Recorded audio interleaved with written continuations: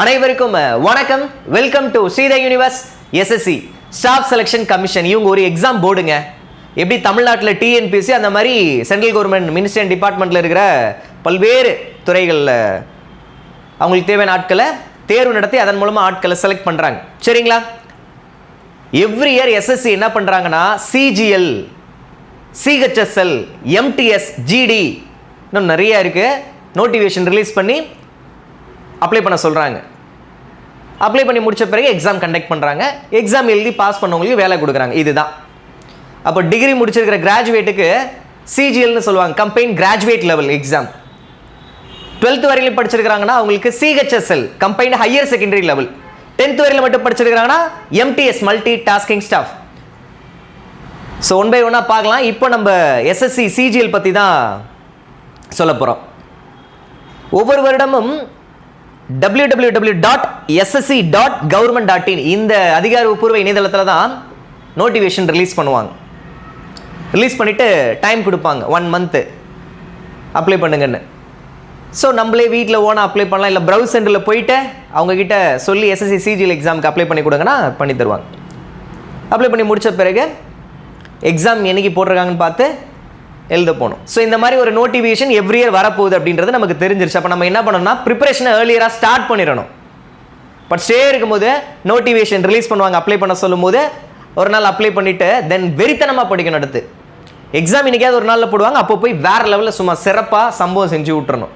சரியா? சரி, okay. Exam pattern CGL எப்படி இருக்கும் அப்படின்றதான் பார்க்க போகிறோம். ஜென்ரல் இன்டெலிஜென்ஸ் அண்ட் ரீசனிங் இந்த செக்ஷனில் 25 கொஸ்டின்ஸ் கேட்குறாங்க, 50 மார்க்ஸ் தராங்க. 25 கொஸ்டின்ஸ்க்கு 50 மார்க்ஸ்னா ஒரு கொஸ்டினுக்கு 2 மார்க் அப்படி வச்சா தான் 25 × 2 50 வரும். சரிங்களா? அடுத்து general awareness 25 questions 50 marks, same அதே தான். Quantitative aptitude 25 questions 50 marks. English comprehension 25 questions 50 marks. ஓவராலாக பார்த்தீங்கன்னா 100 கொஸ்டின்ஸ். மார்க்ஸ் எவ்வளோன்னு பாருங்கள், 200. Timing 1 hour. 1 hourனா 60 minutes. இது Tier 1 எக்ஸாம்னுவாங்க. சில பேர் இது டியர்ன்றத டயர்னுவாங்க. Tier 1 எக்ஸாம் பேட்டர்ன் இதுதான். ஓகே தானே? எதுவும் டவுட் இல்லையே? SSC CGL Tier 1 exam pattern இது. கம்ப்யூட்டர் வழியாக தான் எழுதுவோம், சிபிடி கம்ப்யூட்டர் பேஸ்டு டெஸ்ட் அப்படின்றதுனால நெகட்டிவ் மார்க் இதுக்கு இருக்கு 0.5. ஒரு கொஸ்டினுக்கு 2 மார்க் தராங்க. அட் த சேம் டைம் தவறுதலாக விடலிக்கும் பட்சத்துக்கு ஒரு கொஸ்டினுக்கு 0.5 மார்க்ஸ் போகுது. Negative mark 0.5. Tier 1 எக்ஸாமில் நம்மளுடைய பெஸ்ட்டை கொடுத்துட்டோம் அப்படின்னா Tier 2 எக்ஸாமுக்கு நம்மளுடைய ப்ரிப்பரேஷனை ஸ்டார்ட் பண்ணிடணும். படிச்சுட்டே இருக்கும்போது திடீர்னு ஒரு நாள் ரிசல்ட் போடுவாங்க, பாசிட்டிவாக வந்துருச்சு அப்படின்னா இன்னும் வெறித்தனமாக படித்து Tier 2 எக்ஸாமை கிராக் பண்ணிடலாம். Tier 2 எக்ஸாம் பேட்டர்ன் இங்கே எழுதியிருக்கிறேன் பாருங்கள். Paper 1 compulsory for all aspirants. அதாவது பேப்பர் 1 வந்து எல்லா போஸ்ட்டுக்கும் ரொம்ப ரொம்ப முக்கியம் அப்படின்றத இங்கே பதிவு பண்ணுறாங்க. மொத்தம் 30+ போஸ்ட்டுக்கிட்ட இருக்குது. எல்லாருக்குமே இந்த 150 கொஸ்டின்ஸ் கேட்குறோம் Tier 2ல் அப்படின்றாங்க. ஒரு கொஸ்டினுக்கு 3 மார்க் அப்படின்னு வச்சு 450 மார்க்ஸ் தராங்க. நெகட்டிவ் மார்க் இருக்கா? ஆமாம், 1 மார்க். Tier 1ல் சாரி டயர்னு சொன்னால் தான் நல்லா இருக்கா? சரி, ஏதோ ஒன்று. Tier 1ல் 0.5 நெகட்டிவ் மார்க், Tier 2ல் 1 மார்க். இப்போது ஸ்டாட்டிஸ்டிக்ஸ் இந்த போஸ்ட்டை சூஸ் பண்ணிக்கிறவங்களுக்கு இந்த பேப்பர் இருக்கும் எக்ஸ்ட்ராவாக 100, 200. இதை சூஸ் பண்ணவங்களுக்கு. சூஸ் பண்ணலன்னா இதில் இருக்கிறத மட்டுமே நீங்கள் கன்சிடர் பண்ணிக்கிறலாம். ஃபினான்ஸ் அண்ட் எக்கனாமிக்ஸ் சூஸ் பண்ணியிருந்தாங்கன்னா அவங்களுக்கு இது இருக்குது. கடைசி 2 ரேர் தான், இதுதான் ரொம்ப ரொம்ப முக்கியம். சரி, பார்ப்போம் அதை பற்றி டீட்டெயிலாக. செக்ஷன் 1 1 மணி நேரம் தராங்க. Aptitude, reasoning. கொஸ்டின் பாருங்க 30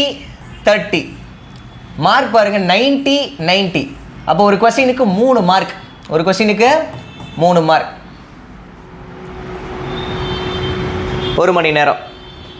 ஸோ 1 hour தராங்கன்னா ஆப்டிடியூட் ரீசனிங் ரெண்டுத்துக்கும் சேர்த்து நம்ம என்ன பண்ணலாம் அப்படின்னா 60 கொஸ்டினை வேகமாக அட்டன் பண்ணலாம். 1 hour முடிஞ்ச பிறகு அடுத்து இந்த செக்ஷன் ஓப்பன் ஆகிரும். அடுத்த 1 மணி நேரத்துக்கு நீங்கள் இங்கிலீஷ் ஜென்ரல் அவேர்னஸ் தான் அட்டன் பண்ணணும். எவ்வளோ கொஸ்டின் கேட்குறாங்க? 45, இதில் 25. சேம், ஒரு கொஸ்டினுக்கு 3 மார்க் அப்படின்னு வச்சு 135, 75. இப்போ எஸ்எஸ்சின்னு எடுத்துக்கிட்டிங்கன்னா ஆப்டிடியூட் ரீசனிங் ரொம்ப முக்கியம். இங்கிலீஷ் அண்ட் ஜென்ரல் அவேர்னஸ் ரொம்ப ரொம்ப முக்கியம். இதனால தான் உங்களுக்கு மேஜர் ரோல் ப்ளே பண்ணுது. அதனால் இதை நல்லா படித்து வச்சுக்கோங்க. சரியா? அது போக இங்கே பாருங்கள், செக்ஷன் 3 15 minutes தராங்க, 1/4 மணி நேரம்.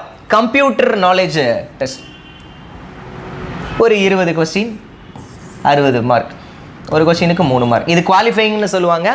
இருந்தாலும் உங்களுடைய பெஸ்ட்டு இதில் கொடுக்கணும். இதில் எடுக்கிற மார்க் தான் கன்சிடர் பண்ணுவாங்க. இருந்தாலும் இது குவாலிஃபைங் சொல்லிட்டு ஏனாலும் பண்ணிடக்கூடாது. இதனாலேயும் உங்களுக்கு ரிஜெக்ட் ஆகிறதுக்கு சான்ஸ் இருக்குது. அதனால் எல்லாத்துக்குமே இம்பார்ட்டன்ஸ் கொடுக்கணும். பார்த்து படிச்சுக்கிறேங்க. ஸோ இப்போ நம்ம Tier 2 முடிச்சிட்டோன்னா ஒரு பிரேக் விட்டுட்டு மறுபடியும் எக்ஸாம் நடக்கும் ஒரு 1/4 மணி நேரத்துக்கு. டேட்டா என்ட்ரி ஸ்பீட் டெஸ்ட், அதாவது டைப்பிங் பார்ப்பாங்க. இதுக்காக டைப்பிங் நம்ம முடிச்சிருக்க கூட சர்டிஃபிகேட் வச்சுருக்கணும்லாம் கிடையாது. ஓரளவுக்கு நார்மல் ஸ்பீடில் டைப் பண்ணாலே போதும்.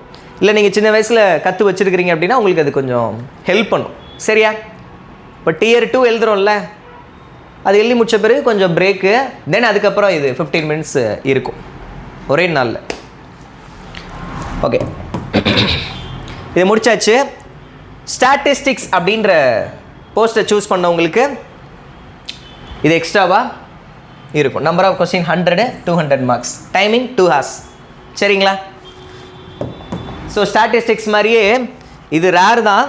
Finance and economics 100 question, 200 marks. முன்னாடிலாம் பார்த்தீங்கன்னா Tier 1, Tier 2, Tier 3, Tier 4 வரையிலும் இருந்தது. இப்போது Tier 1, Tier 2 அவ்வளோதான். இந்த ஸ்டாட்டிஸ்டிக்ஸ் டிபார்ட்மெண்ட் இருக்கு இல்லையா, ஜூனியர் ஸ்டாட்டிஸ்டிக்கல் ஆஃபீஸர் அப்படின்னு சொல்லுவாங்க. அவங்க வந்து 12th ஸ்டாண்டர்டில் மேத்ஸில் ஒரு 60% வச்சுருக்கிறாங்கன்னா அதை சூஸ் பண்ணிக்கிறலாம். அல்லது காலேஜில் ஸ்டாட்டிஸ்டிக்ஸை சப்ஜெக்டாக எடுத்து படிச்சிருக்கிறாங்கன்னா அவங்க அந்த போஸ்ட்டை சூஸ் பண்ணிக்கிறலாம்னு சொல்லுவாங்க. ஸோ அதில் எலிஜிபிலிட்டி இருந்ததுன்னா அவங்க தான் என்ன பண்ணுவாங்கன்னா அந்த ஸ்டாட்டிஸ்டிக்ஸ் அப்படின்ற போஸ்ட்டை சூஸ் பண்ணி எக்ஸாம் எழுதுவாங்க. அவங்களுக்கு தனியாக ஒரு பேப்பர் இருக்கும், அதை நான் சொல்லியிருந்தேன். Compulsory for all the post அப்படின்றது income tax, narcotics, customs, GST inspector, இன்னும் எக்கச்சக்கமாக சென்ட்ரல் கவர்மெண்ட் மினிஸ்ட்ரி டிபார்ட்மெண்ட்டில் இருக்கிற எல்லாத்துக்குமே கம்பல்சரியாக அந்த பேப்பர் 1 இருக்கும் Tier 2ல். மெயினாக நீங்கள் படிக்க வேண்டியது aptitude reasoning, English, general awareness. இதுதான் Tier 1லையும் இருக்குது, Tier 2லையும் இருக்குது. அதனால் நீங்கள் அதை கான்சன்ட்ரேட் பண்ணுங்கள். ஸோ SSC CGL எக்ஸாமுடைய பேட்டர்ன் உங்களுக்கு கிளியராக புரிஞ்சிருந்திருக்கும். www.ssc.government.in இந்த அஃபீஷியல் வெப்சைட், இந்த அதிகாரப்பூர்வ இணையதளத்தில் தான் எவ்ரி இயர் எக்ஸாம் நோட்டிஃபிகேஷனை ரிலீஸ் பண்ணுவாங்க. ரிலீஸ் பண்ணிவிட்டு 1 month டைம் தராங்க அப்படின்னா நம்ம என்ன பண்ணிக்கலாம், அப்ளை பண்ணிக்கலாம். அப்ளை பண்ணிவிட்டு எக்ஸாம் எழுத போகலாம். இவ்வளோ தான். ஸோ ஃபஸ்ட்டு என்ன பண்ணுறீங்க அப்படின்னா, இப்படி ஒரு எக்ஸாம் நடக்க போகுதுன்னு தெரிஞ்சுட்டு உங்களுடைய ப்ரிப்பரேஷனை ஸ்டார்ட் பண்ணிடணும். ஸ்கெடியூல் போட்டுருங்க. Day 1, Day 2, Day 3 சிலபஸ் எடுத்து வச்சு என்னென்ன படிக்க போகிறீங்கன்ற ஒரு ஸ்டடி பிளானை கரெக்டாக எக்ஸிக்யூட் பண்ணிட்டீங்கன்னா கண்டிப்பாக உங்களால் சக்ஸஸ் பண்ண முடியும். ஸோ அஃபிஷியல் நோட்டிஃபிகேஷன் வந்த பிறகு நானே சோஷியல் மீடியாவில் வீடியோவை ஷேர் பண்ணிடுவேன். இந்த எக்ஸாமுக்கு ஏஜ் லிமிட் என்ன அண்டு என்னெல்லாம் கேட்குறாங்க, எவ்ரிதிங் எல்லாத்தையுமே நம்ம பார்த்துடலாம். நீங்கள் வீட்டில் இருந்துகிட்டே ஆன்லைன் முறையில் ஒரு கவர்மெண்ட் எக்ஸாமுக்கு ப்ரிப்பேர் பண்ணணும்னு விருப்பப்பட்டீங்கன்னா ஸ்க்ரீனில் இருக்கிற நம்பருக்கு காண்டாக்ட் பண்ணி டீடெயில் கேட்டு அட்மிஷன் போட்டுக்கலாம். நம்ம டீம் வந்து உங்களுக்கு கைட் பண்ணுவாங்க, சப்போர்ட் பண்ணுவாங்க. இதே மாதிரியான யூஸ்ஃபுல்லான இன்ஃபர்மேஷனோட நான் வந்து உங்களை சந்திக்கிறேன். நன்றி.